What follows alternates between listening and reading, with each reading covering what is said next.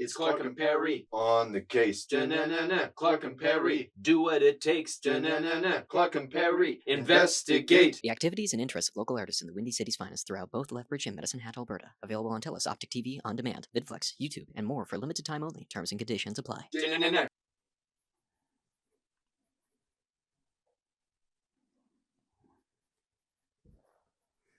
All right, we'll take another few seconds. Yeah. I know it's kind of like another layer of stress, but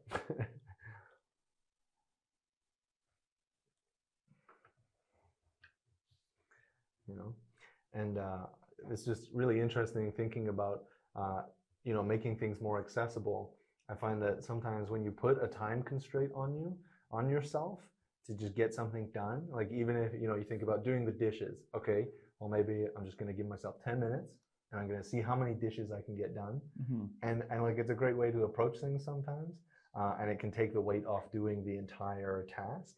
And so like for this first line here, just taking a couple seconds and being like, I'm going to give myself a few seconds to try and put an image into my own words. I think that's really interesting. Yeah, how's your first line coming? Well, once again, under extreme time pressure, I made something up, and Okay. but I kind of like it because, like you said, with that deadline, you just kind of have to make a choice and then commit to it, and then you're moving on. So Absolutely. I'll okay. read mine first. Sounds and then good. We'll read yours, okay. and then we'll move on to our next line, and maybe the next stanza, or yeah. Okay. So walking along this road alone, I see you groan. I love rhyming. Like I can't help but rhyme. So I love that's my first line. Yeah. Walking along this road alone, I see you groan. I see you groan. I love that. Yeah. Nice. Okay. Yeah. What's your first line? Mine. A spine-punctured pavement on a summer day. Whoa! A spine-punctured pavement on a summer day. I love that. There's so much imagery. It's very visceral. I love that. Yeah. Awesome. Yeah, that's what I came up with. I don't know. There's like a bit of alliteration, punctured, pavement, very harsh words, but I think kind of underlying a very harsh type of thing that a plant has to do to like breach the surface, I guess. Yeah, it reminds me of those videos when you see like a plant growing like sped up. Yeah. Oh, like on one of those BBC documentaries or it's something. Just like the roots, and then it just kind of goes for it. Yeah. Right on. Okay. So maybe let's jump into our second line here. Should we try and find another image in here? Maybe if you pick some words or an image, and then we'll just try and spend a couple seconds with our next line. No, sounds good. So should we keep it to, I think if we did 2, 4, 6, 8. I'm trying to think of how to break up the lines here. Oh, I see. Yeah. Like how many lines to a stanza, I guess. I guess if we do the first, or so derive the second line from the first stanza still? Yeah, okay. Potentially. Yeah. How do you feel about that? No, I like that. Okay. Yeah, okay. Okay, great. No, sounds good. So is there another image in this first stanza that we can maybe go from? I think so. Yeah. So I think the thing that sticks out to me here is that the central image of this poem is about like the whole ensemble or the host of golden daffodils, right? It's like this resplendent, rippling, wave-like field that the poet is just like enamored by. What we're talking about, though, in a modern age with like encroaching industrialization and civilization, I think there's something else going on in our poem already, whereas out in like a natural field, like say if you go to like Waterton or Banff, where you might have a field of wildflowers, here, you know, like in an urban center, you're not really going to have that. I'm kind of drawn to the imagery of like these lone, isolated, yet still present like aspects of nature, like forcing themselves to still be known, even when it seems that like we have sort of gotten the upper hand and the final word in it all. Absolutely. So just that kind of thing, you know? Let's run with that. So it sounds like we're kind of deriving from the original. So from the original, there's this idea of community and like a group of flowers, basically, in a very basic wording. And we're actually going to kind of flip that and go in like this solitary direction. Yeah. And okay. So that is kind of the image that we're running with? I think so, yeah. Okay. Let's kind of like it. Yeah, like solitary units or something. Yes. Yeah. Okay. Okay. Awesome. Let's do it. Okay. Gonna take another second here to write and see what comes to mind. Okay.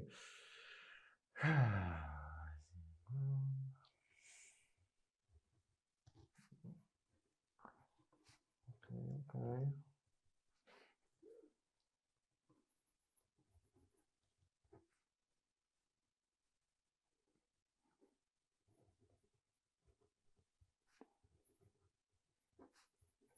I can't help but rhyme. I don't know why. I wonder if I can't tell if it's like a hindrance or if it's just like helpful. Anyway. Ooh. Okay. I'm, I guess, done my second line. But if you need an extra, No, second, I think I'm good. you're good. Okay, yeah. Okay. I like how usually it takes me a lot longer to write lines, but I Yeah. like how you just like it's almost like speed chess or something, right? Yeah, Where you just yeah. make the move and you just you know? run with it. Yeah. Okay. My Okay. second line reads, "All alone, like me, and yet so strong. Am I?" Question. Oh, okay. Yeah, I don't know. All alone like me and yet so strong. Am I? Yeah, so like with Okay. the first line, it would read, Mhm. "Walking along this road alone, I see you grown. All alone, like me, and yet so strong. Am I?" Yeah. No, I love that. Where and it's almost like in a way like you see something like well almost like inspirational or like aspirational in like what this plant is doing where Yeah. like you know it's persevering and like getting through something really hard but Yeah. literally and figuratively you know and yeah. It's like that idea of like, looking at yourself in the mirror and not, seeing your Okay. best qualities, but then you walk down the street and you see a flower by itself and you're like, and like that just second of like seeing yourself Okay, in a yes. piece of nature. Yeah. Okay. Awesome. Please, yours. Yeah. Okay. So maybe I'll say it, but then once again, I should say then like what my other line, it'll make more sense. Totally. But my second line is a respite won from the cold, the soil, and the dark. So yeah, a spine-punctured pavement on a summer day. A respite won from the cold, the soil, and the dark. So basically, it's sort of like this plant, has broken through the surface of the pavement. It comes into summer, and in so doing, it's sort of like that subterranean paved over world where the seed was germinating.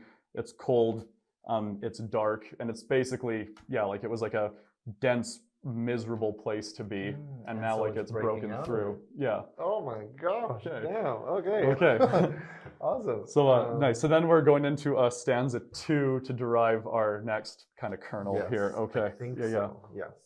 Okay. Mhm. So I'm just gonna read stanza 2 here. Yeah. And maybe if you want to pick the first image this time. Okay, and then for we'll sure. Go from there. So, continuous as the stars that shine and twinkle on the Milky Way, they stretched in never-ending line along the margin of a bay. 10,000 saw I at a glance, tossing their heads in sprightly dance. Interesting. So what is the image that kind of stands out to you there? Yeah. So I think in this second stanza here, this is where like, so the poet or the observer has encountered the beautiful vision, the field of daffodils. And then the second stanza is sort of like characterizing or just describing like what they're like what qualities of it are so remarkable. So, like they're continuous as the stars that shine. As like the Milky Way twinkles, they're stretching in like a huge line along a huge body of water. They're tossing their heads in sprightly dance. So sort of like just describing the attributes of like the scene that he's beholding. Yeah. So I think in that way, maybe that's now what we need to do. So now that like the plant has breached, like what qualities of it are what's notable about the nature of this plant? What makes it noteworthy? What are we thinking about here? Let's do that. Yeah. Okay. And then I have an idea for the Okay. line No. after that Perfect. right away. Okay. But let's do Sick. this one Okay. first. Sweet. Okay. Good. So we're kind of taking a microscope basically and looking at this plant and being like, okay. Yeah.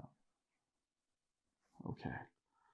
You know when you get like an image or like an idea stuck in your brain and you can't quite get it into words? That's what I'm running into right now, but we're just going to push through, try and get it done. And there's something very liberating about this free verse aspect of it. You know, whenever I thought about poetry, there's definitely that idea of the rhyme scheme. I think, yeah, when I think about it, that's kind of all I was subject to. But this free verse idea, I'm just like, no, it doesn't matter how it ends. It's whatever the sentence is, you know? It's, yeah, awesome.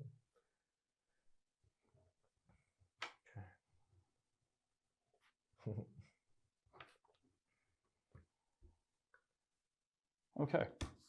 Okay. Okay. Do you want to go first this time? Yeah, sure. Okay. So, with meager petals, it was born for this, as it strives to swallow air. Whoa. And then all together, maybe? Oh, yeah. So, a spine-punctured pavement on a summer day, a respite won from the cold, the soil, and the dark. With meager petals, it was born for this, as it strives to swallow air. And I think with this line, where like even I ran out of room on my page, but I think this is a very long line to try to, you know, capture the idea of like, it's like just out of the ground. It's like, it's striving to swallow the air. Like the line's elongated because now it's like tortuous, like growth out of the pavement is long and elongated. Wow. So yeah. In the same way that the plant, the flower is trying to breathe, yeah, you, the poet, reading it are exactly, yeah. Yeah. Interesting. Okay. Cool. My third line reads, "Your roots are hidden like an iceberg, and yet what I see is awe-inspiring." Nice. And altogether that would read, "Walking along this road alone, I see you grown. All alone, like me, and yet so strong am I. Your roots are hidden like an iceberg, and yet what I see is awe-inspiring." Nice. No. Right. Yeah. Sweet. So I think really quick here, because we're like 3 lines in, which is, you know, like roughly 25% of the poem. This is often where, you know, so like I think it was he used to be the American poet laureate Billy Collins, who talked about how he approaches poems. So yeah, he always said where he starts with what he called the initial topic, which for us is this imagery of like a plant breaching the sidewalk. But as we're already alluding to, like it's not just like intrinsically the plant itself that's the point, it's what it's kind of representing, right? Or how we think about it. And that's sort of then where in poetry you progress from the initial topic, and as you flesh out that initial topic, you kind of transition into the found topic, which is the actual kind of like poetic core of the thing. Yeah, so I think maybe this is a good point to like start to pivot towards that, maybe like what like the found topic is going to be. Yeah. And in order to do that, do you think we need the lines that are left, or do you think we could maybe? I think we can truncate it for sure. Okay. Do you want to try for 6 lines? Yeah, as in like we're like at the halfway point then if it's just 6. Yeah. I like that, yeah. And then like, you know, we can see if there's anything else. Yeah, and since it's free, if we need to like go to a 7th, that's totally valid, you know? Yeah.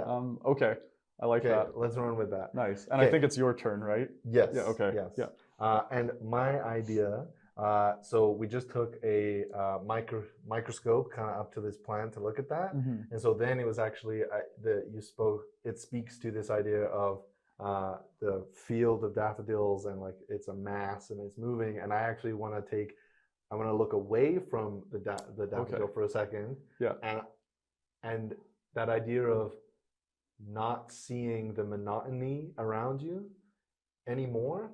Okay. As in, or maybe we do see it, and we kind of juxtapose this image of the flower with the monotony maybe that is around it. Okay. And so basically, I just want to kind of swivel the head around and look around the street. Basically, I see, like the broader context beyond the. Okay. Oh man, I like that. That's kind of what I want to do for line 4. Yes. Oh man, I think that's great. Okay. Should we dive in? Yeah, let's do it. Okay.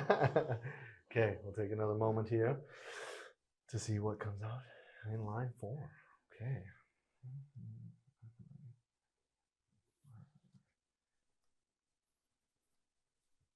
Almost done. Okay, man. Oh, I'm almost okay.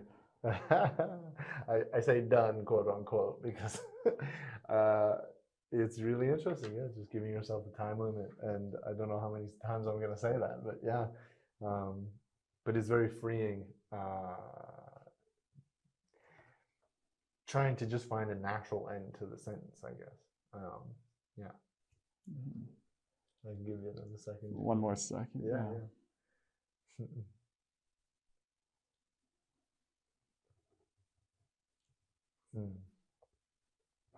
Okay.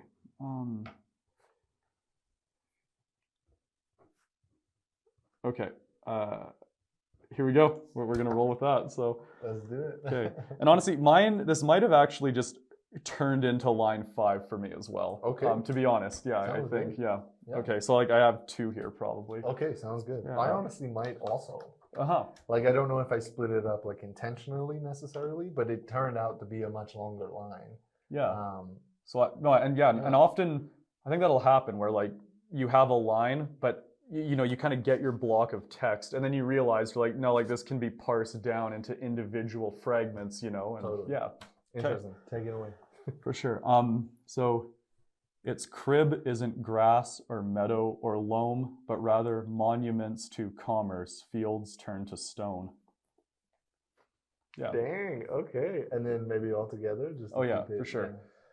A spine-punctured pavement on a summer day, a respite won from the cold, the soil, and the dark. With meager petals, it was born for this as it strives to swallow air. Its crib is not grass or meadow or loam, but rather monuments of commerce, fields turned to stone. Wow, so eloquent. Oh my gosh. I almost don't want to read mine anymore. That's not the point of it. Yeah, no, exactly. Yeah. Awesome. So my line 4/maybe 5 is, unlike your surroundings, gray and dreary, seen 1,000 times by 1,000 eyes and overlooked all the same.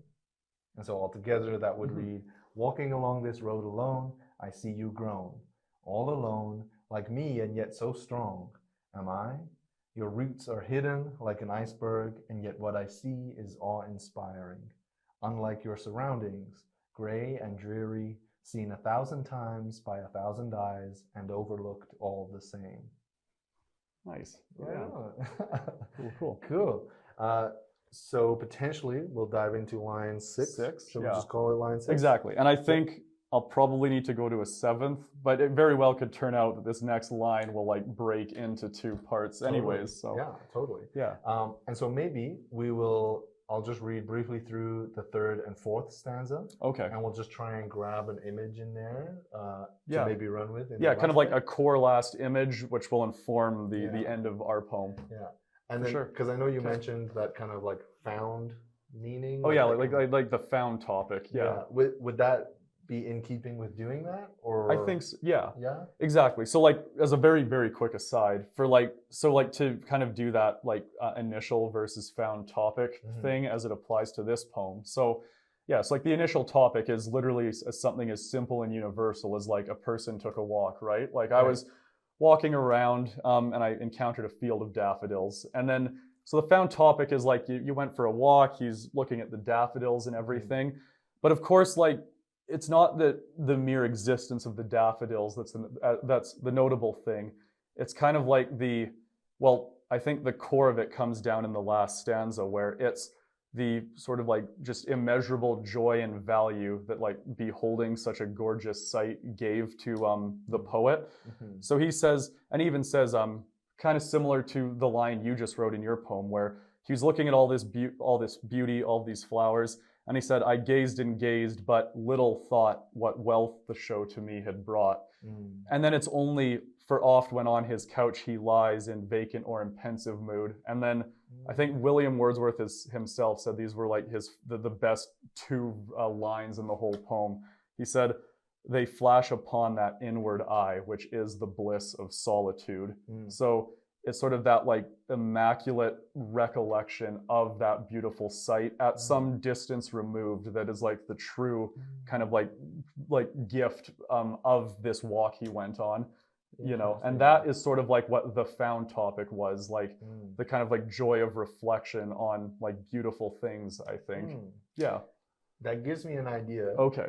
Yeah. Because what that makes me think of is that idea of memory and how, I don't know, just that idea of memory, and then that idea that, you know, we potentially don't ever actually remember things as they were. Okay. I mean, that changes obviously when you're taking photos of things and you can literally see it as it was in a photo. But, you know, in your mind's eye, you know, how we can potentially change facts and change things and maybe glamorize things and maybe, you know. Yeah. So I don't know. That's what comes to mind for Okay. me.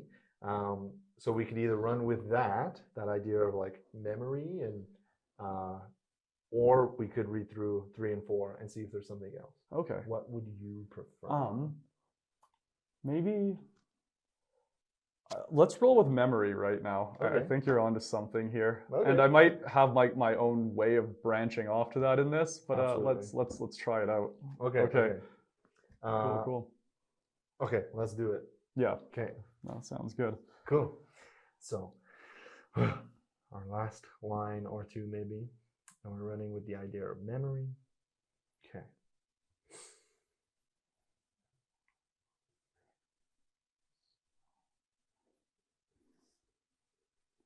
It reminds me of, like, you know, when you're in school and like you're doing a test and then you just hear the Yeah, exactly. like The people scrolling. frantically writing. Yeah. That's kind of what it reminds me of. Oh, the flashbacks. Okay. It's interesting when you just start writing a sentence and an image comes to mind and it just kind of takes you as you're writing it. I don't know. I might be done. I don't know. Again, it's kind of a longer line, but okay.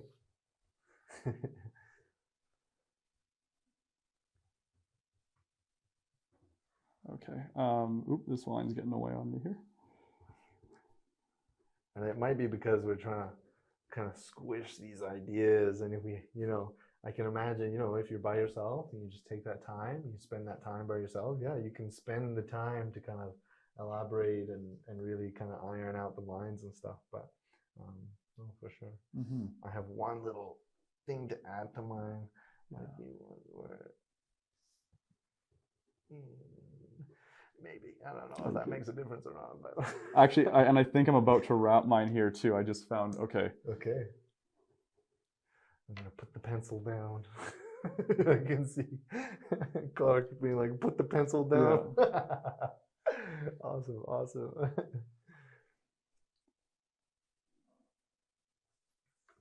Awesome.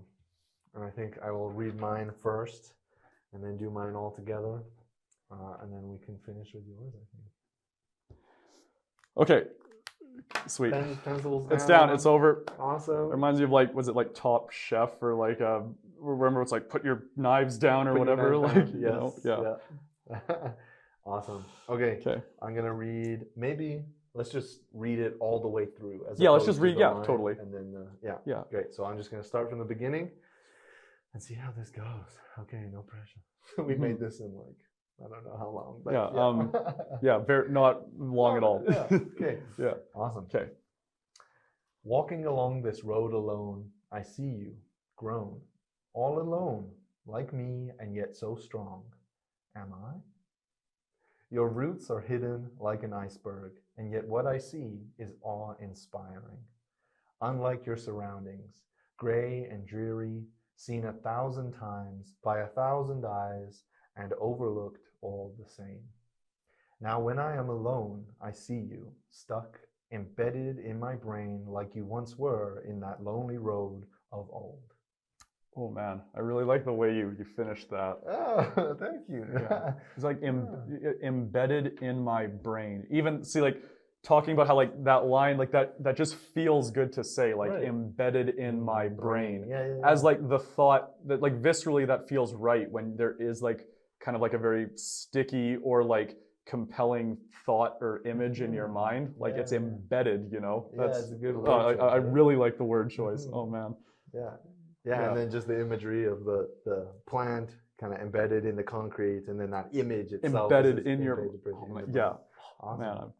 Man, cool. Awesome. Take it away, my friend. Okay, from the top. Yes. A spine-punctured pavement on a summer day, a respite won from the cold, the soil, and the dark. With meager petals, it was born for this as it strives to swallow air. Its crib isn't grass, nor meadow, nor loam, but rather monuments to commerce, fields turned to stone. It knows this isn't right in deep genetic memory of a garden left one day on a sunny afternoon, much like this one, but it will cry flowers and turn the city green. And then that's it. Nice. Yeah. Oh, wow. I love the imagery in your writing, man. Like, so captivating. And I love speaking to that idea of, you know, speaking through it and how it feels to actually say it as opposed to just read it. And I really got that sense in that second last line of like it draws on and you're trying to get breath yourself. And then that juxtaposed in that last line of you cannot necessarily but it will cry flowers and turn the city green. And turn the city green. And it was just like so almost so short in comparison. And and I was like, oh, like, and it just made it that much more striking right at the end there. Yeah. No, I really love that. And I think it's a thing where like as like you write more free verse, like that's not even something I was doing intentionally, but now that you mention it, it's like that kind of is like I think part of the implicit game that you're trying to play, where it's like a slow ratcheting up of tension and then a subsequent release. It's almost like a spring-loaded coil or something. You know, But it will cry flowers and turn the city green. And turn the city green. I love that. I think that is a beautiful image to end our session on. I think that is all the time we have for today. So thank you so much for sharing William Wordsworth's words with us and for running with me and just kind of making our own pieces of poetry. I think if we had more time, it would be awesome to try and like amalgamate them, with all your words brilliant. and stuff. I think that would be awesome. But as is, even I had so much fun getting to do this with you. And absolutely. Thank you so much for having me on. Awesome. Do you have any like last thoughts to share? If not, that's totally okay. But, no, just like I don't know, like poetry is like super rad and I really love it. That's about it. you know. Awesome. Sweet. Okay. Great. This has been the Windy City's Finest. I'm Perry. He's Clark. And once again, Eli, thank you. See everyone. It's Clark and Perry on the case. Clark and Perry do what it takes. Clark and Perry investigate. The activities and interests of local artists in the Windy City's Finest throughout both Lethbridge and Medicine Hat, Alberta. Available on TELUS Optic TV on demand, VidFlex, YouTube, and more for limited time only. Terms and conditions apply.